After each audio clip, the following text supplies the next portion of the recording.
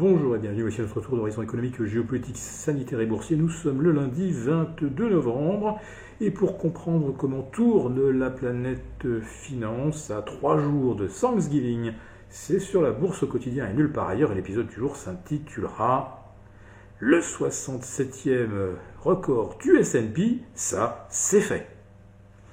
Oui, c'est un record qui s'est fait attendre, car le précédent zénith du S&P à 4718 remontait déjà au 5 novembre dernier.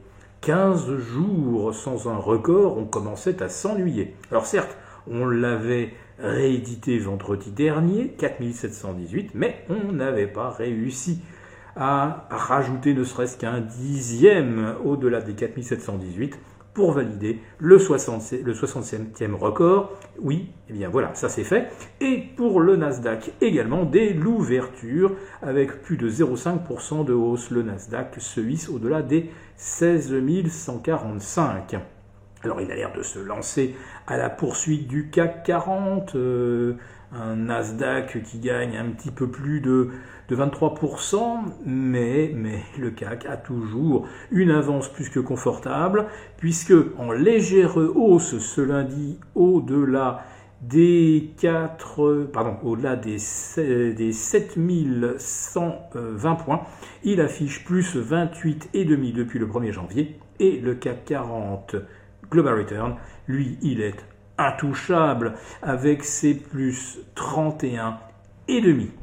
Alors, on avait assisté la semaine dernière à une forte détente des taux, ce qui pouvait expliquer que on avait de bonnes chances d'aller battre de nouveaux records. Eh bien, figurez-vous qu'aujourd'hui, eh bien, c'est tout l'inverse. Les taux se tendent et pourtant, les indices boursiers, là, cette fois-ci, font ce qu'ils n'avaient pas su faire en fin de semaine dernière. Autrement dit, ça va chercher de nouveau plus haut. Et le rendement des T-bonds américains, lui, se rapproche des 1,60. Pas de quoi inquiéter les opérateurs, puisque tout le monde a l'air de penser que tant qu'on ne refranchit pas les 1,70, eh bien, on est vraiment dans une zone de confort pour les marchés financiers. Alors, est-ce qu'on ne frôle pas l'exubérance irrationnelle ?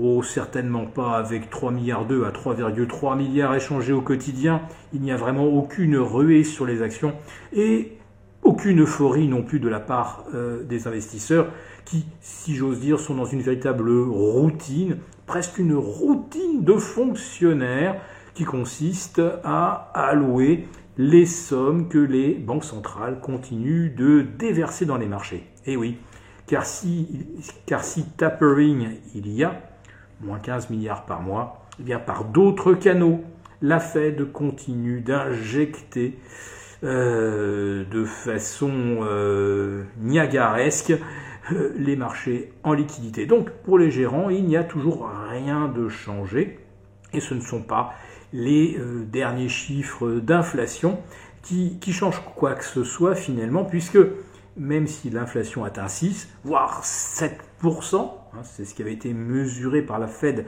de Cleveland, il y a de ça une dizaine de jours, eh bien, la Banque centrale nous tient le même discours, on ne bougera pas. Et la Banque centrale européenne, pareil, a repoussé l'horizon d'une hausse de taux à début 2023.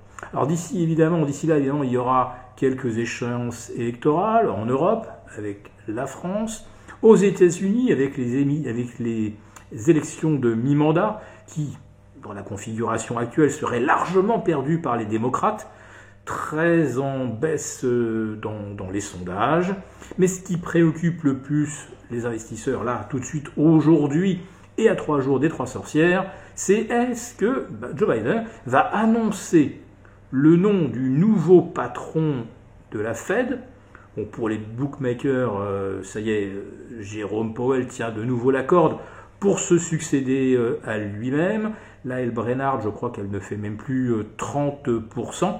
Lael Brainard, c'est une vice-présidente de la Fed qui a un profil démocrate, donc a priori le bon profil du point de vue de Janet Yellen ou de Joe Biden, sauf que jusqu'à preuve du contraire, Jérôme Powell, ça match très très bien également avec les démocrates, et d'ailleurs le fait que Donald Trump soit le premier président à s'en être pris à Jérôme Powell en le soupçonnant de travailler pour les démocrates, bon, ça veut dire que c'est tout de même un bon allié de la Maison-Blanche et qu'à part un gros scandale, on ne voit pas pourquoi aujourd'hui il ne se succéderait pas à lui-même.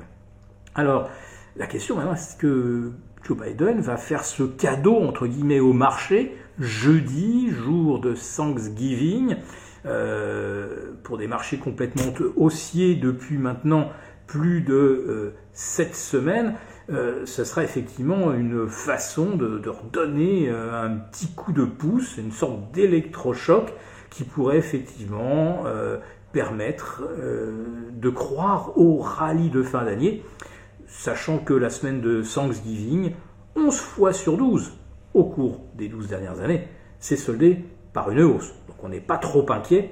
La question est de savoir est-ce qu'on peut tenir encore au rythme actuel jusqu'à Noël, jusqu'à la séance des 4 sorcières du 18 décembre.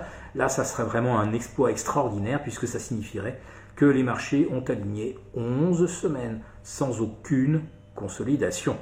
Et oui, et aujourd'hui, il y a des gens pour y croire.